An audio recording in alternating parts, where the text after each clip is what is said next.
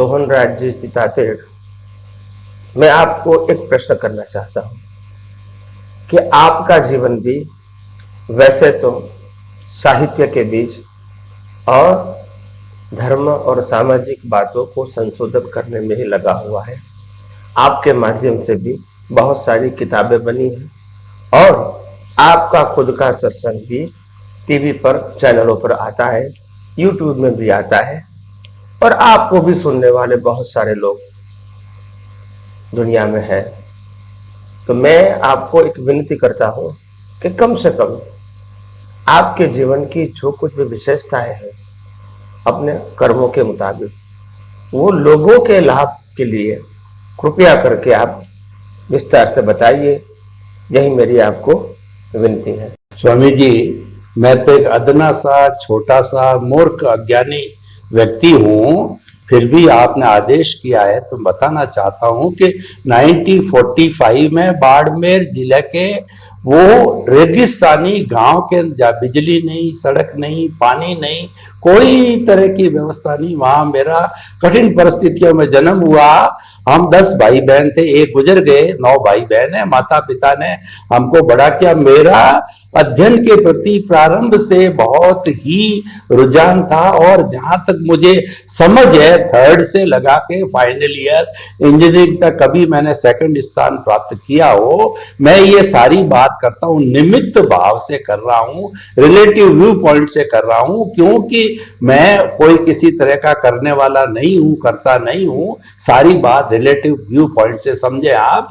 तो मैंने अध्ययन करते करते कठिन परिस्थितियों के अंदर 1964 में पूरे राजस्थान के अंदर हायर सेकेंडरी के अंदर पहले 11th हुआ करी, फर्स्ट पोजीशन थी और मेरा 7वीं क्लास में था जब भी मेरा एंगेजमेंट हो गया। मैं जसोल का निवासी हूँ, पास में एक गांव है असाडा, तो वहां सिर्फ 5 लड़की से मेरा हो गया। मैं पढ़ना चाहता था और वो मेरा जल्दी शादी करना चाहते थे, क्योंकि दोनों सगी बहनों की साथ में सगाई, साथ में शादी। मैंने इस बात को रजिस्ट किया।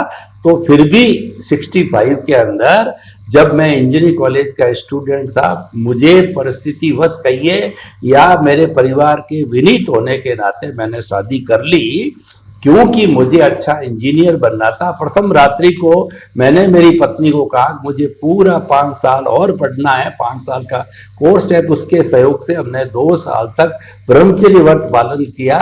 इंजीनियरिंग, मैकेनिकल इंजीनियरिंग का मैं पढ़ाई MBA में इंजीनियरिंग कॉलेज जोधपुर में कर रहा था। तो जो है पत्नी की सहमति से 2 वर्ष तक हम ब्रह्मचारी रहे, पहले यही साधन थे।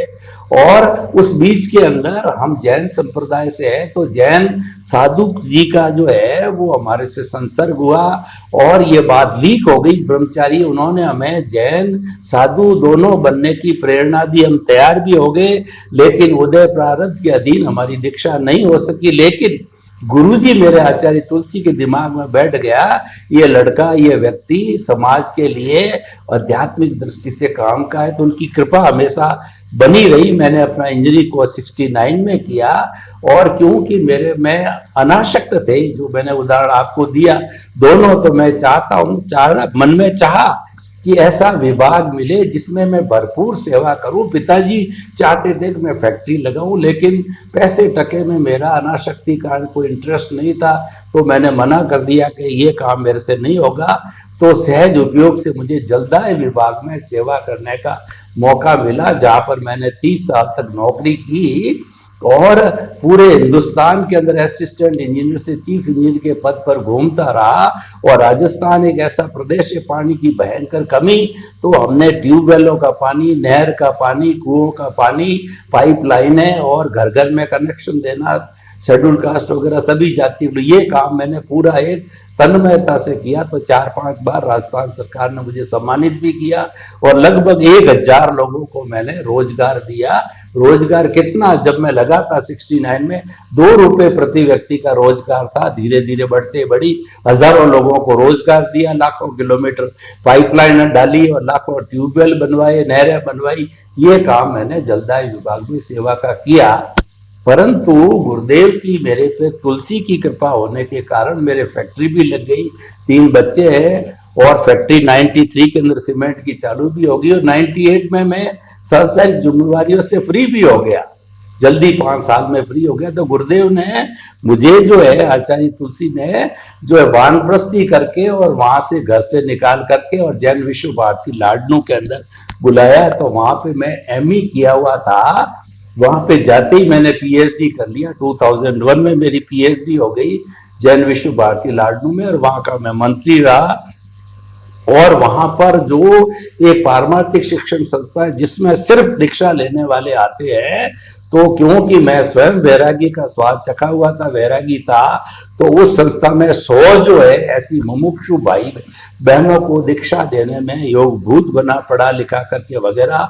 और 3000 जैन धर्म के साधु साध्वियों, जिनको जैन विश्व भारती विश्वविद्यालय सबका मालिक कहिए, डायरेक्टर कहिए, मैं स्वयं था। तो 3000 साधु साध्वियों को पढ़ाई लिखाई फ्री करने में योग भूत बने। और एक हमारे जो है वो उड़न दस्ता है जो विदेश में जाकर के धर्म प्रचार करता, वो साधु तो नहीं है। क्यों? कि उनके वाहन खुला है, बाकी दिनचर्या साधु की है, जिनको हम समणी जी कहते हैं। तो वो उनका मैं जो है व्यवस्थापक रहा, और लगभग 20 कंट्रीज में इन 10 वर्षों में 98 से 2008 तक जो है रहा। और गुरुदेव ने मेरे को 98 में जब मैं चीफ इंजीनियर वर्किंग लगाई था, वॉलेंट्री रिटायरमेंट करवा करके 10 साल में मानद सेवाएं जैन विश्व भारती लाडनू में दी। और ये 3 बड़े बड़े कार्य जो मैंने बताए वो किया, विदेश में यात्राएं की, खुद पढ़ा, पढ़ाया, दीक्षाएं दिलाई। अगर उसके बाद में 2008 के अंदर मुझे कुलपति का चांस मिला 3 विश्वविद्यालयों में कुलपति। और मेरा जब 2001 के अंदर पीएचडी होगी, खुद पढ़ाने लगा, तो मैंने मेरी पहली पुस्तक शोध में मेरा इंटरेस्ट ज्यादा था, इंजीनियरिंग किया हुआ था, और मैं भी सोचता रहता था। और मुझे एक जो है यूनिवर्सिटी ग्रांट कमीशन के जो प्रोफेसर थे, मेरे मित्र थे, तो मैंने उनसे मेरी बात जाहिर की कि मैं इस काम को आगे बढ़ाना चाहता हूँ। मैं चाहता हूँ कि मेरा ये जो कुछ भी मैं शोध कार्य करूँ, शोध का मतलब होता है कि पीएचडी स्तर के शोध ग्रंथ लिखना।